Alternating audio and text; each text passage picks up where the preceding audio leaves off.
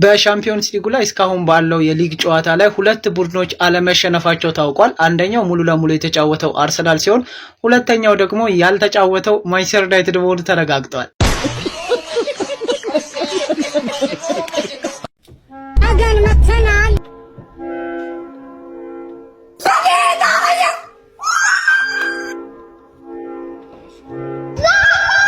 ሁለት የተቆጣና ቆርጥ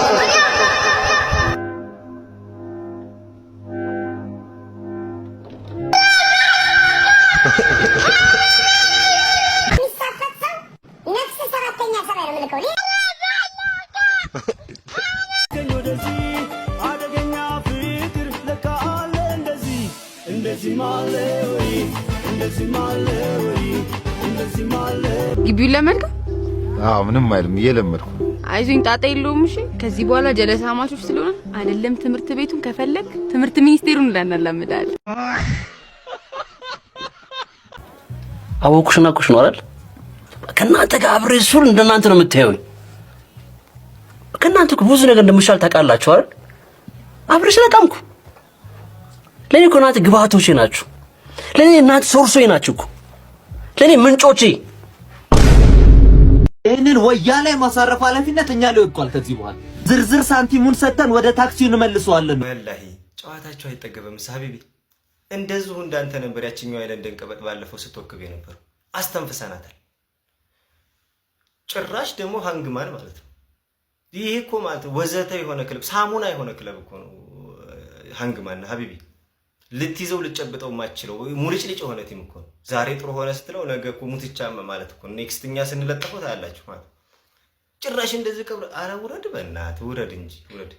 እንደውም ምንም ወከባ የሚባል ያስፈልግ ቀንም አይደለም እንገጥማችሁ። እናንተም በፈለግ በሰዓታችሁ 6 ሰዓት 8 ሰዓትም አልኩት በእናንተው ታይም መተን ነው የምንለጥፋችሁ ሜዳችሁ ላይ ማለት ነውና የብሬ እየሰራው ነው የብሬ ለቋጠሩ እንዴት ወያለው ነው በቋጠሩ ይበልጣል።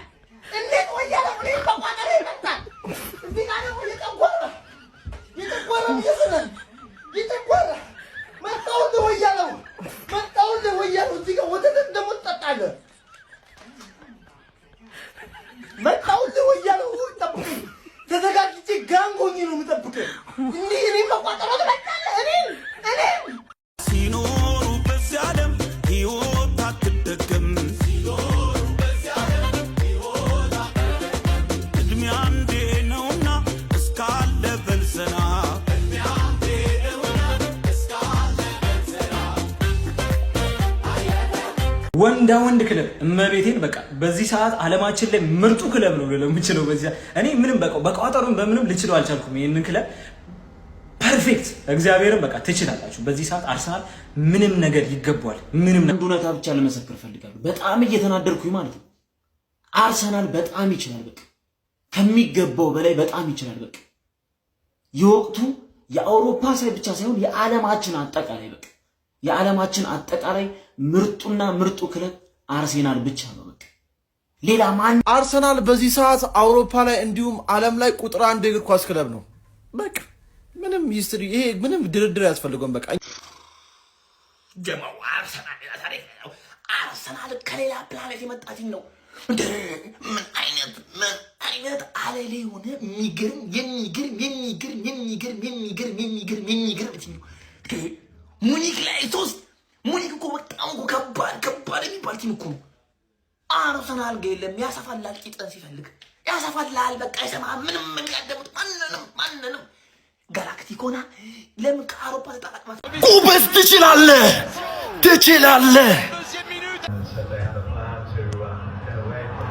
ኡፍ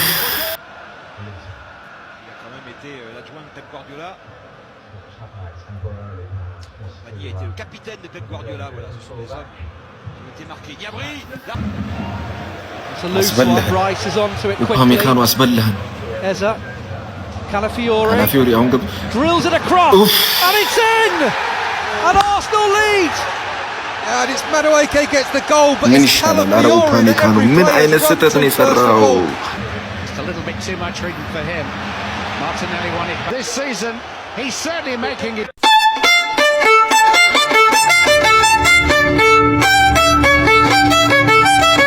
ምን አባት ትፈራለህ? ትደበቃለህ? ገባ ገባ በል እንዴ ሊያደርገኝ ኢየሱስ ጌታዬ ድረስልኝ።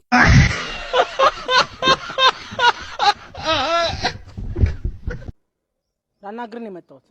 ምን አባ ፈለግ? እስከ ዛሬ ድረስ እሷ አጠገብ እንዳደርስ ነበር አለ የምትለኝ። አሁን ደግሞ እኔ እሷ አጠገብ እንዳደርስልኝ ነው የመጣሁት።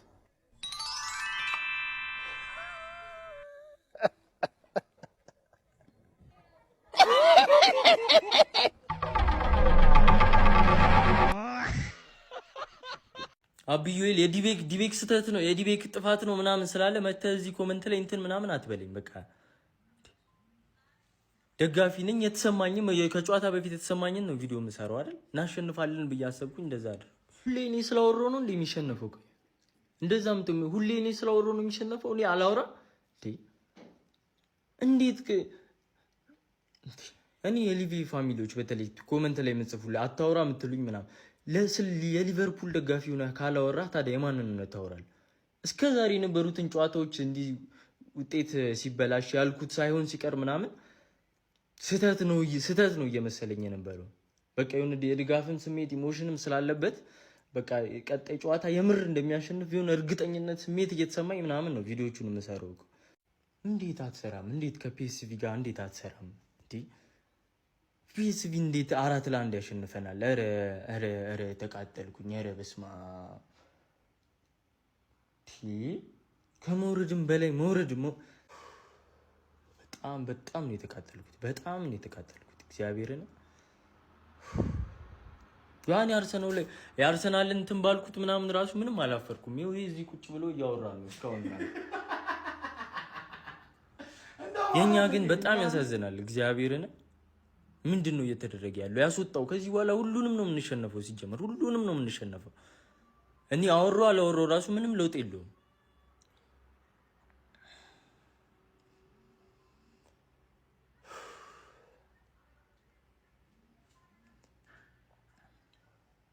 ለፍሬ እየሰራሁ ነው። ለፍሬ ለቋጠሩ እንዴት ወያለው እኔን በቋጠሩ ይበልጣል። እንዴት ወያለው እኔን በቋጠሩ ይበልጣል። እዚህ ጋር ደግሞ ብቻ ረቢ እድሜና ጤናውን ይስጠን እንጂ ዘንድሮ አርሰናል ማለት ነው ገና ጉድ አጃኢብ ነው የሚያሳየን። ገና ጉድ አጃኢብ። እያንዳንዱ ጠላቶቻችን ከተቀበሩበት ጉሬ እየወጡ ብዙ ታሪክ ያሳዩናል ነው የምልህ።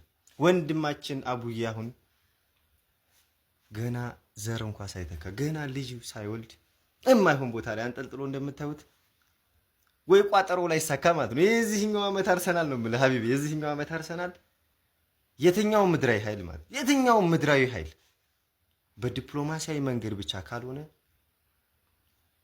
መስመራችን ላይ ከገባ አብዮታዊ እርምጃ ከመሰጠት ወደ ኋላ አንልም። እስፔሻሊ ደግሞ ለቸላው እኮ ነው። ቸላው ባይዞ ከኛ ጋር ደርቢ የሚባለው ነገር አይሰራም። ያለፉት 6 ጨዋታዎች ማየት ትችላለህ። ቋጠሮውን ወደ ሌላ ጨዋታ ብትቀይረው ይሻላል ወንድሜ። ጥንቃቄ አድርግ ለሰውነት አካላችን እና ብቻ ዘንድሮ አርሰናል ይመቻት። ግን የብዙ ቃቢዎች እንትን እያለች ነው ያለች፣ እየፈታታች ነው ያለችው። አቡዬ ወንድሜ ይመች፣ እስቲ በርታ፣ ብቻ በርታ። ጥሩ ይሄኛው ስፖርት ግን ሸጋ ነው።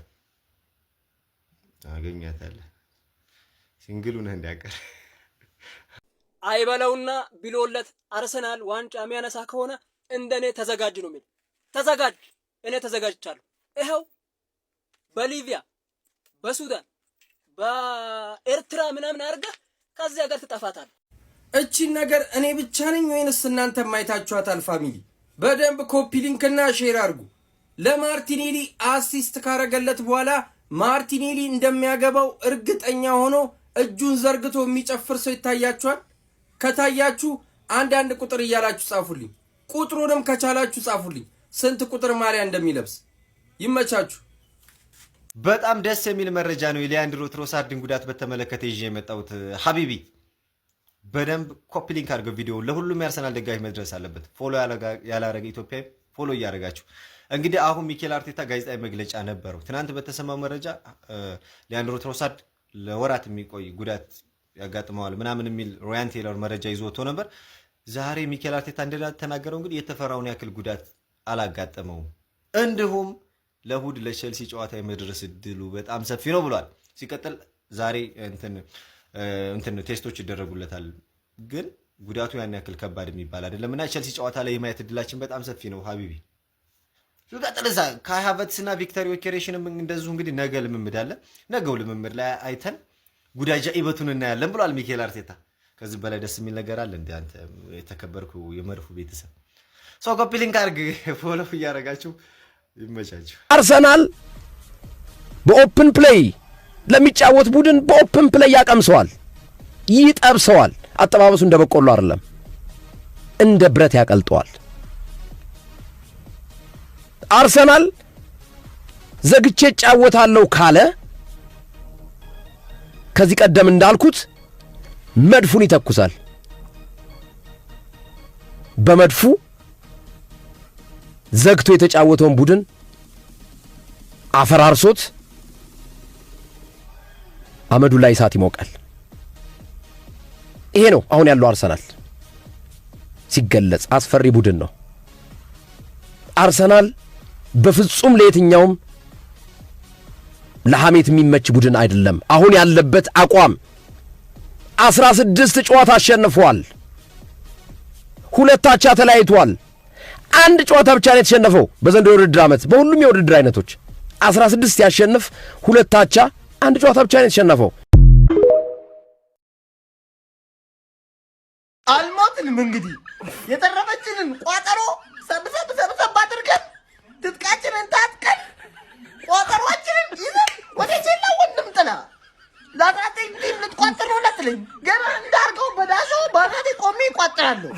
ትቀልዳለህ። ነገ ዋንጫ ስትበላ እኔ ላይ እኮ ነው መተህ የምትቀዝነው እኮ። እንዳወቃለን እኮ እያለ እኮ አሁን ቁም ነገሩ ቼላ ልመንሃ ቼላ አምናለሁ መጣው። ከብዙ ተደጋጋሚ አጋጣሚዎች ይሄኛውን እንመልከት። ተመልከቱ። ሃሪኬን በጥልቀት ወደ ኋላ እየተመለሰ ነው። ሳሊባ አብሮት እየተከተለው ነው። ሌላኛው ኳስ የሚቀበለው ደግሞ ጂናብሪ ወደ ኋላ እየተመለሰ ነው። እዚህ ጋር ሙስኬራ አብሮት ተከትሎ እየተመለሰ ነው። ተመልከቱ። የአርሴናል ሴንተር ባኮች የቱ ጋር ነው አሁን ፖዚሽናቸው? ይሄንን ጨዋታውን መሃል ላይ ለጀመረ ወይም ይሄን ኢንሲደንት ብቻ ለአንድ ሰው ብታሳዩ በጨዋታ መሃል የነበረ መዘበራረቅ እንጂ በዓላማ ታስቦበት ሚኬል አርቴታ ያደረገው ነው ለማለት ይቸገራል። ነገር ግን ሙሉ 90 ደቂቃውን ማለት ይቻላል ሃሪኬን የረገጣቸውን የሜዳ ክፍሎች በሙሉ ዊሊያም ሳሊባ በዓላማ ሲረግጥ ነበር። ለምን እንመልከተው እስቲ። በዚህ የቪንሴንት ኮምፓኒ ቡድን ውስጥ አንድ የተለየ ነገር አለ። አጥቂዎቹ ከሚገባው በላይ ወደ ኋላ ተመልሰው የፓሲንግ ሌንን የፓሲንግ መስመሮችን ማስከፈት ነው። የቁጥር ብልጫ ይኖራቸዋል። የተቃራኒ ቡድን ሴንተር ባኮች ግራ ይጋባሉ። እነሱ የሚለቁም ከሆነ ቦታውን እና ኮንራድ ሌማር ያሉት ተጫዋቾች ወደ ውስጥ ይገባሉ። ትላንት ግን ይሄ አልነበረም። በተለይ በፔዥው ጨዋታ በቼልሲው ጨዋታ ባየርኖች በዋናነት ድል እንዲቀናቸው ያደረገው ይሄ የተጫዋቾች ሮቴሽን ነው።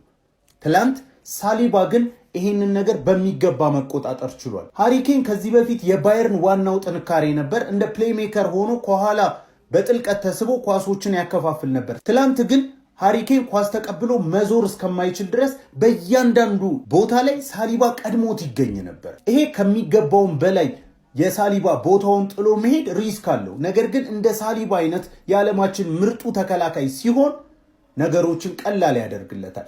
የሃሪኬን ፕሌይሜኪንጎች አልነበሩም በፍጹም። ባየርኖች ከቦታቸው ላይ ተገድበው ነበር። ለዚህ በዋነኝነት ምስጋና የሚገባው ዊሊያም ሳሊባ ነበር። ከዚህ በተጨማሪ የጨዋታው ኮከብ የነበረው ዴክለን ራይስ። እንደ ባየርን አይነት ቡድንን ስትገጥም የራይስ አይነት ሜዳውን የሚያካልልልህ ተጫዋች ያስፈልጋል። በሚገባ ይሄንን ስራ ሲሰራ ነበር። ዴክለን ራይስ አርሰናልን አንድ ደረጃ ከፍ አድርጓል ባለፉት 2 ዓመታት ቢባል ማጋነን አይሆንም። ድንቅ የነበረ ተጫዋች ነው። አንድ አጋጣሚ ታስታውሳላችሁ፣ ሜዳውን በሙሉ አቆራርጦ ሄዶ የሞከረው አይዴክሜነቱ ወርክሬቱ በጣም ድንቅ ነበር። በመጨረሻም የአርሰናል ደጋፊዎች አሁን ስለ ፕሪሚየር ሊጉ ብቻ ሳይሆን ስለ ቻምፒየንስ ሊጉን ብታልሙ የሚፈረድባችሁ አይሆንም። የቡድኑ የስኳድ ጥልቀት፣ የሚኬል አርቴታ አጠቃቀም፣ ሁሉም ነገር በጥሩ ሁኔታ እየሄደላችሁ ነው። እንኳን ደስ አላችሁ።